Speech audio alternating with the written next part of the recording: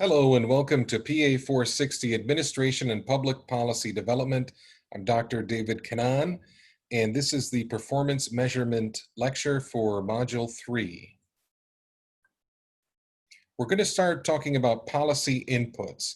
And if you remember, inputs, outputs, and outcomes are all from systems theory, or in this case, political systems theory can be applied as well. And these are the nuts and bolts of what goes into a policy, as well as the product it produces and what that product actually, how that product affects society in general. So first, policy inputs. Inputs are the resources used to produce outputs and affect outcomes. So inputs can be money, salaries, information, tools, facilities, and many other things. These are resources. Also, this item will sometimes include processes, and that would be the activity or utilization of the inputs, because inputs could be the same in the sense that they could have similar resources for a certain program measure. However, once the program measure is put into action, there could be multiple ways of carrying out the activities associated with those inputs. So a lot of times processes are also included as part of inputs, or they may be included in their own category. For the purposes of this course, we're just going to stick to worrying about inputs as one category. So for example, the inputs for the Albuquerque, New Mexico, There's a Better Way program that addresses chronic homelessness. And this is part of your discussion for this module. So this is a program that was set up, the goal being to reduce the number of panhandlers in Albuquerque and to offer alternatives for the homeless population to become parts of society, eventually being housed, working permanent jobs, etc. What they offer is a day worker program where there's jobs around the city that the actual city has these workers doing, as well as having these workers work for other businesses that will basically bring on these workers as contractors with the city. So what inputs would there be for a program like this? So in this case, you have input 1 is administrative staff, so the salaries and benefits. Input 2, the administration, facility costs, and maintenance. And in this case, it could be a portion of an administration facility that's dedicated to this program. Probably they don't have their own building, but we're keeping this very simple, a simplistic example throughout this lecture. And so we're just going to put it as one category: administration, facility costs, and maintenance, whatever that is, percentage or the entire cost. Input 3, social worker staff. So this, you want to always delineate if there's different types of staff involved for the inputs. So instead of administrative staff, now you have social worker staff who are specifically trained to deal with homeless individuals and know how to offer access for these individuals to a variety of resources in the community, from healthcare to substance abuse treatment and to job skills training, etc. Job skills services can be staff, or in this case, it's a consulting cost. There's other groups that are training these individuals in certain skills. So it could be the equipment, the consulting costs, could be staff costs associated with that. It could also be facility costs if there's facility, but we're keeping it simple here.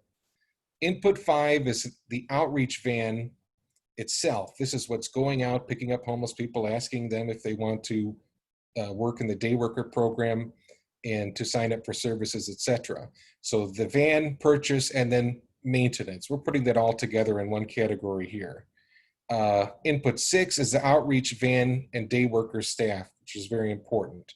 And they're going to have their own sets of skills. So you want to delineate that between some of the other administrative staff or social worker staff. Input 7 is temporary housing facility costs. And in this case, the city is partnering with a nonprofit that runs a homeless shelter in Albuquerque. But in some cases, it could be the city or the county has its own temporary housing facility. It could have a homeless shelter or many other options, depending on the context of the situation. So inputs, these resources are put together to create outputs. And policy outputs, the most important thing to differentiate outputs from what we'll talk about in a second, outcomes, is outputs are what is produced by the program or policy action. So this is the product or service that is provided to the community. And usually with programs such as this one that we're looking at, the Albuquerque, New Mexico, There's a Better Way program, there's going to be multiple outputs for each program. And you will also notice when we go through this that we want to make sure when we're looking at outputs that we're breaking it down to one unit as best as we can so that it can be measured.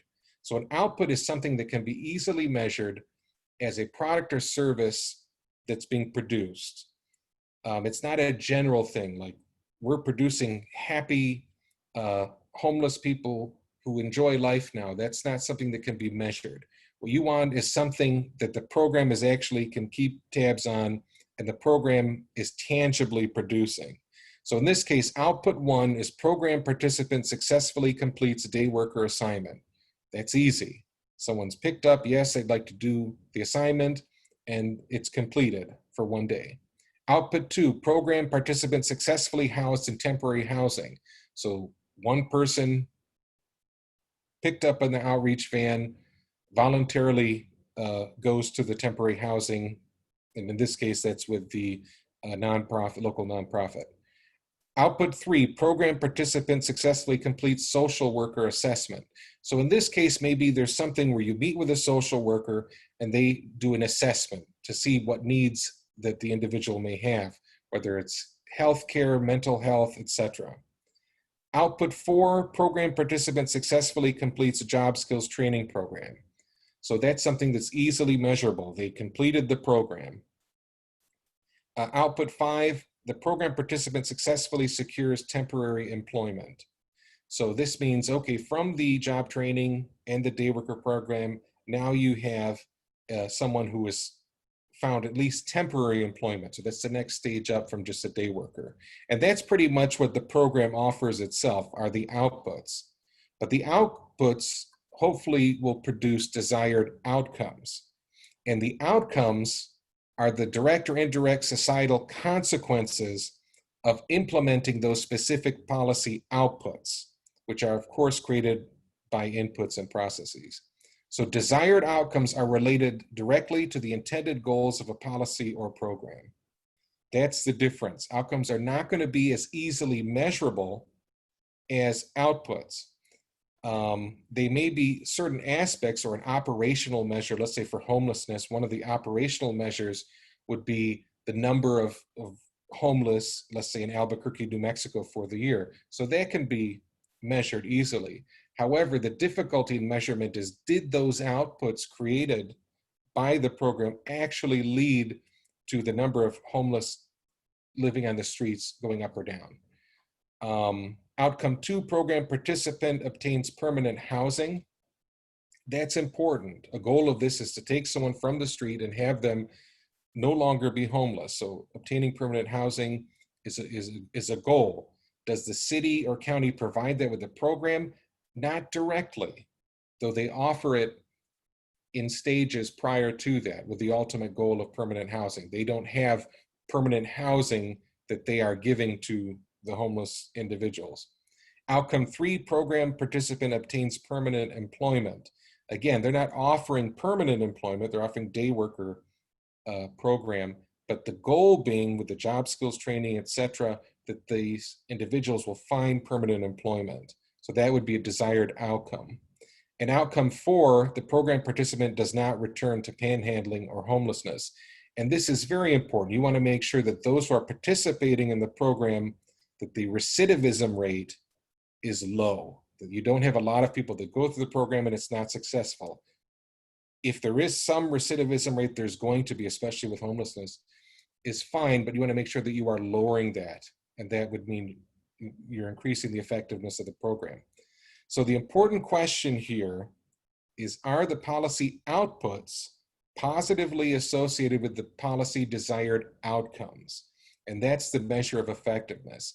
So all these things that we're producing, is it producing these desired outcomes, reducing homelessness, the number of panhandlers, and taking those that do participate in the program and getting them off the streets.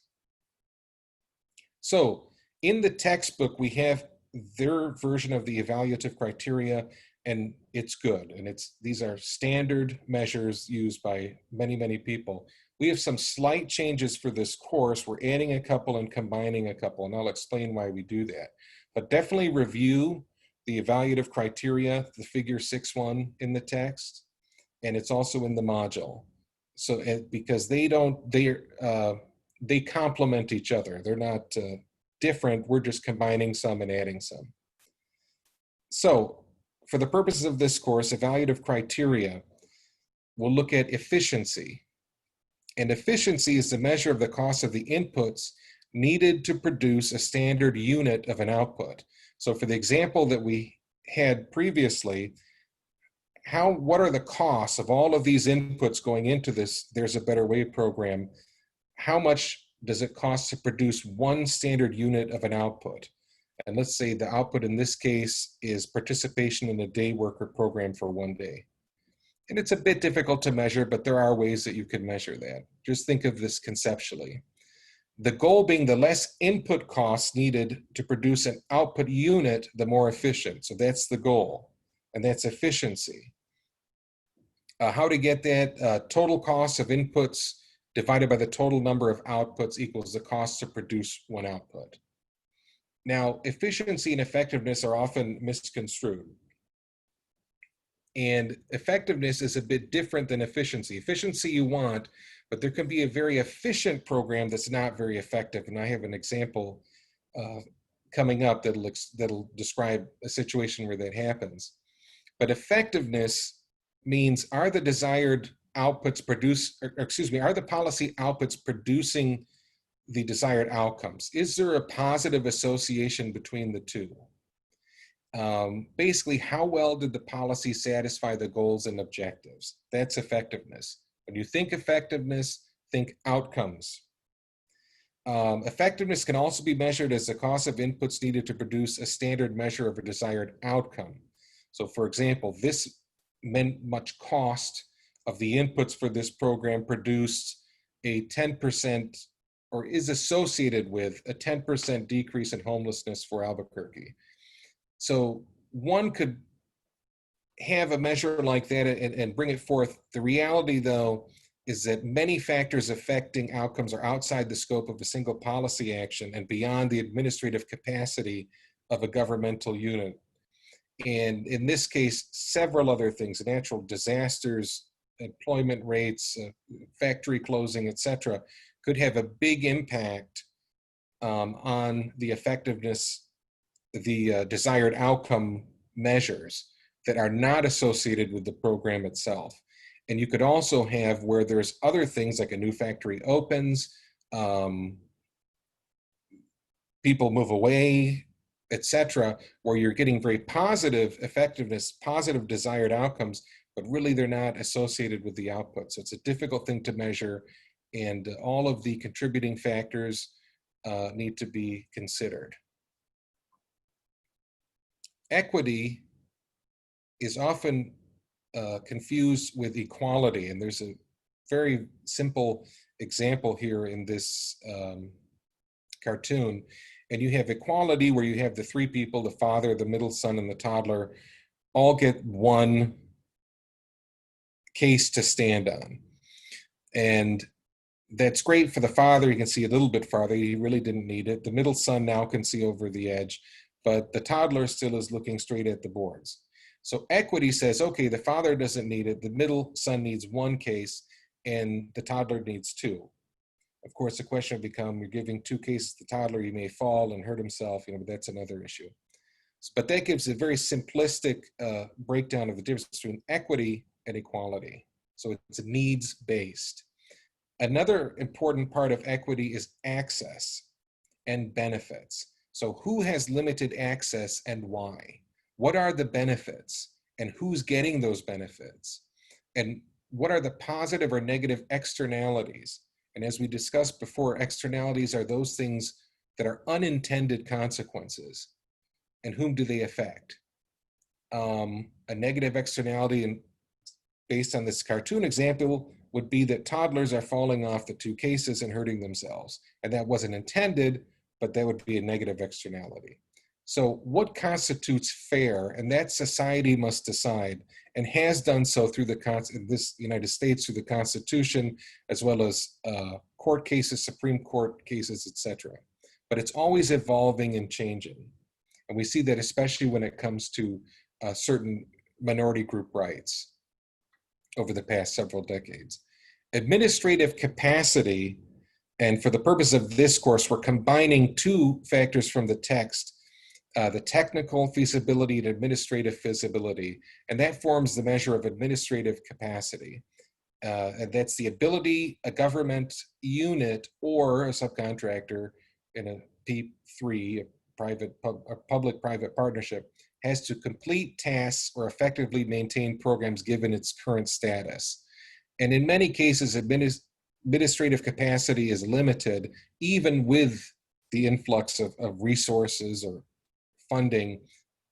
Certain governmental units just would never have the capacity to handle certain things very well. So here's an example, the Salton Sea example.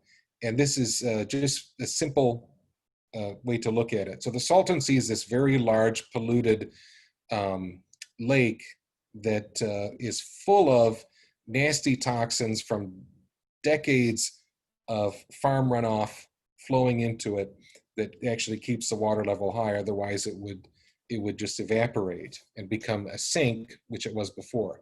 So it's full of toxins, and these toxins dry up on the lake shore, which they call the playa, and then become small particles which are blown into Imperial Valley. And there's negative externalities with that. There's the highest asthma rate in the state, etc. So if we were to say Salton City, which is actually it's a census designated place, not a city in itself, but let's pretend it's a small city in this case, of a few hundred people. Well, since you're on the shore and your name is Salton, like Salton Sea, then you should clean it up. One, there's a matter of equity. Is it fair that the Salton City has to deal with all this runoff from miles and miles and miles of farming outside of its limits? It's been pouring these toxins in. Well, of course, that's not equitable. The other thing is this Salton City is a tiny city, and it doesn't have the resources, the staff, the departments to deal with the cleanup of something as large as the Salton Sea. This is something that needs state and federal, and in this case, the Superfund status, which is a federal program, in order to clean up the large toxic mess. So the next evaluative criteria is political feasibility and social acceptability. So will a political party support or oppose a program? And nowadays we've seen political parties have multiple different groups within them. So would this certain group within a political party support or oppose a program?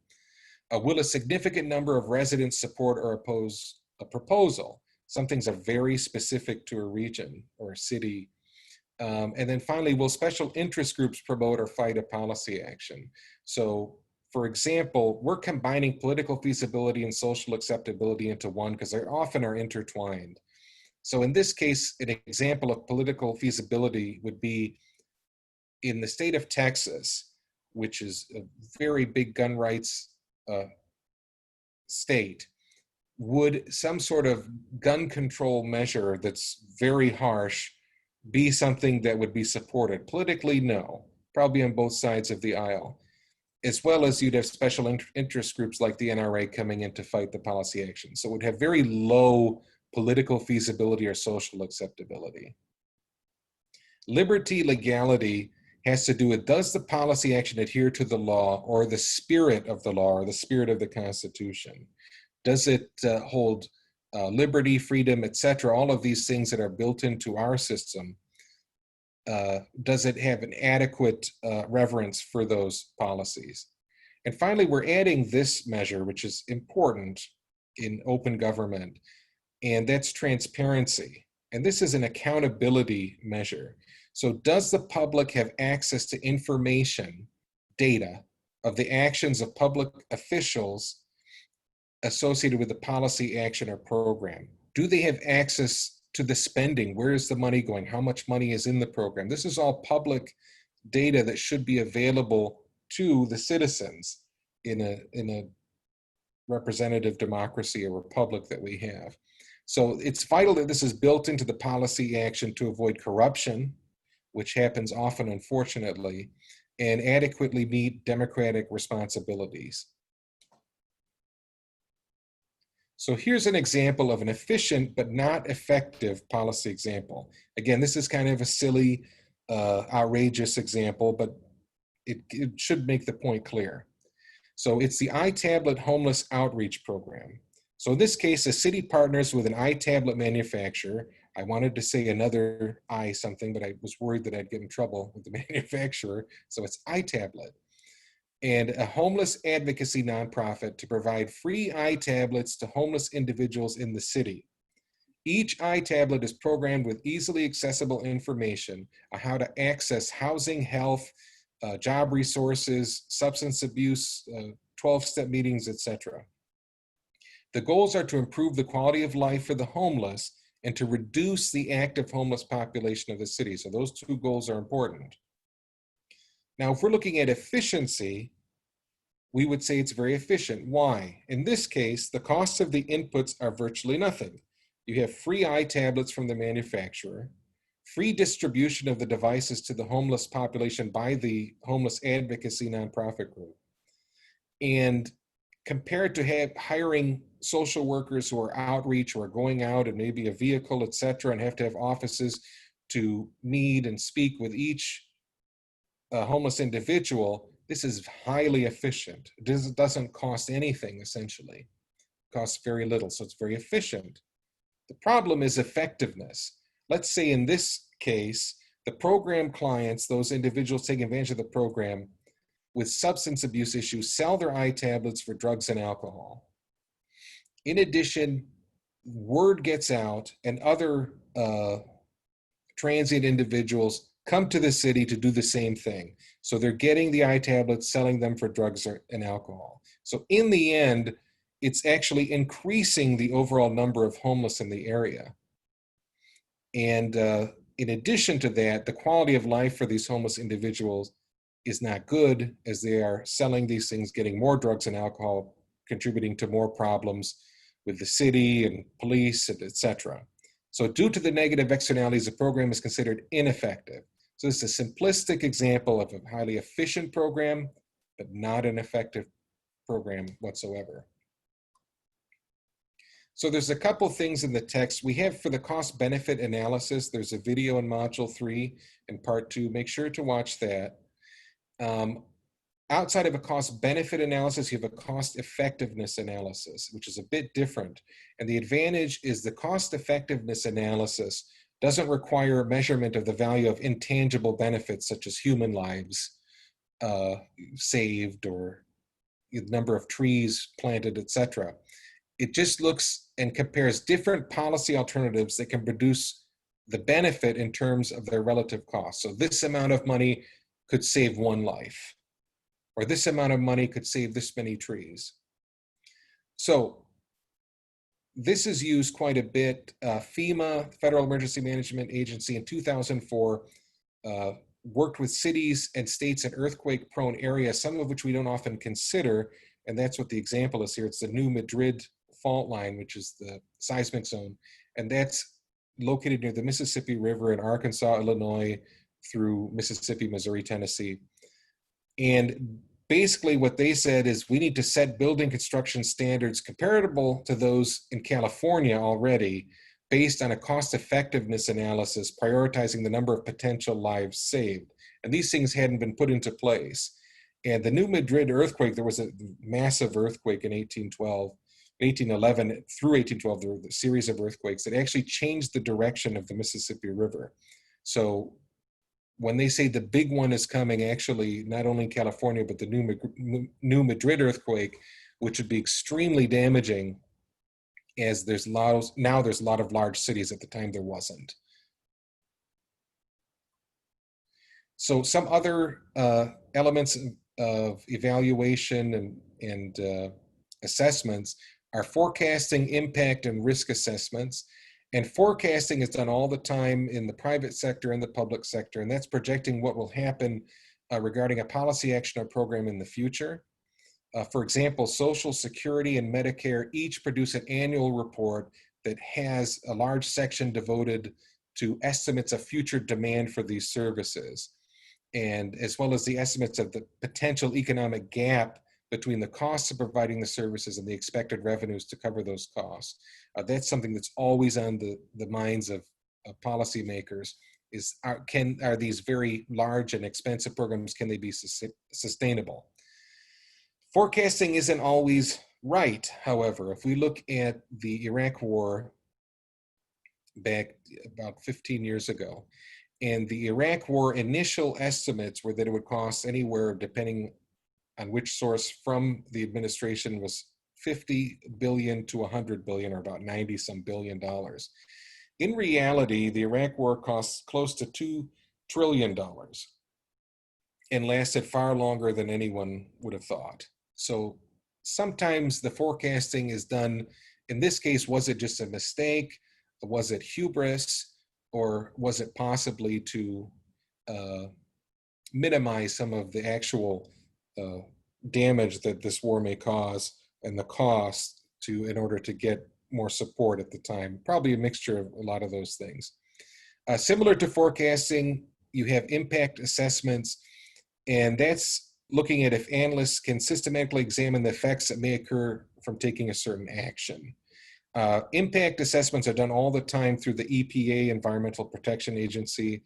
It's called an environmental impact statement, and they're required for most land development projects. And you see to the right here, we have just a breakdown of the steps in the process in order to make sure that any building project is going through an environmental impact statement, or they won't be allowed to build. There's some occasions California did recently in the case of providing some homeless shelter, housing, etc., where they will waive some of the requirements for an impact statement, but generally that is required. The purpose of a risk assessment is to identify, estimate, and evaluate the magnitude of the risk to citizens from exposure to various situations, from everyday life, driving a car, not wearing a seatbelt, to terrorism, natural disasters, economic insecurity, recessions, you name it. And these are done all the time.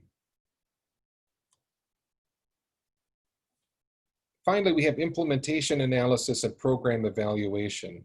And a lot of these overlap, as you'll see in general for this course. A lot of these concepts, and we have to have some name for something to get the concept out, but there's a lot of overlap. So an implementation analysis is based on an assumption, and that assumption is that it's possible to identify some, if not most, of the likely challenges in advance of a policy's adoption or shortly after implementation begins. And it's very important. Policy implementation is one of the most important steps in the policy cycle, and oftentimes it's neglected, or oftentimes it's seen through rose-colored glasses, meaning a lot of the challenges are minimized in order to get a policy through, and then once it goes through, these things are realized and everyone is upset. Program evaluation focuses on policy outcomes. And rather than implementation, we're looking in the end. So it measures many of the performance measurement categories that we've gone over in this module for a specific policy action or program, or several policy actions and several programs that are connected in some way. And this is often with the purpose of ascertaining if the expected standards have been met and the goals been achieved, and what lessons can be learned to improve future performance. So we have an example here to the right. This is actually from the CDC. It's about 20 years old now. And you see the different steps: engaging stakeholders, describing the program, focus the evaluation plan, gather credible evidence and support, justify conclusions and recommendations, ensure use and share lessons learned. That's very important. So saying ensure use in this case means that you want to make sure that the program evaluation is valuable. that this offers valuable information to be used by the organization to improve and to share the lessons learned. So that is that for implementation, analysis of program evaluations and performance measurement. And good luck with the rest of the module.